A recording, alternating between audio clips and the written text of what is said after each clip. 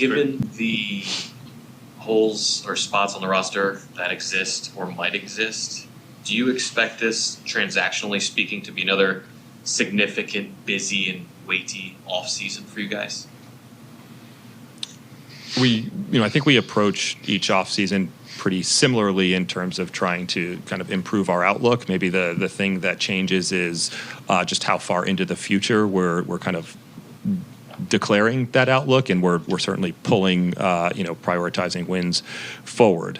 We're going to pursue every opportunity to improve the team. Exactly what that means in terms of magnitude of transactions or number of transactions, I can't really speak to yet. Do you think you need a number 2 starter behind Crochet? I think we want to build the best rotation we possibly can, and at times through the year you could say Bayo pitched like a number 2 because he did, or Lucas pitched like a number 2 because he did, or Connolly Early pitched like a number 2 because he did. But I'll go back to the question about do you rely on the pitching that you have in house, or do you seek to try and improve it? I think the answer is you always look to improve and get as much pitching depth as you possibly can. And given the uncertainty at first base and DH, the uncertainty there moving forward, as well as the production there this past season, do you need a higher ceiling there from whomever?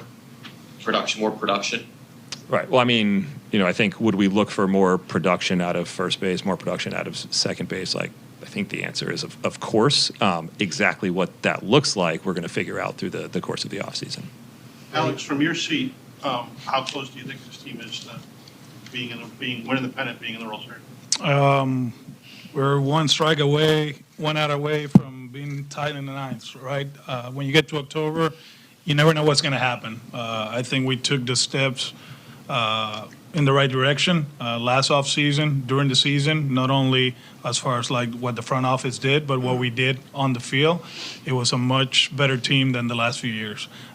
The thing that excites me is the pitching, going into the offseason. And, we had some guys last year that we thought they were going to be better, Tanner, Cutter, right? They were banged up. But what we have in player development now is real, And going into the offseason last year, we all talk about position players. And I was like, okay, cool, that's great, but we have some good position players here. Now we're talking about, a deeper pitching staff, which is very important. We took our hits throughout the season, and we still have very talented pitchers towards the end. The bullpen is in a much better place going into the offseason than last year. So to answer the question, I truly believe we're going to be playing for the same thing next year. It's to win the AL East and have a deep run in October and hopefully win the World Series. Alex, what do you hope the young players take away from being in the playoffs?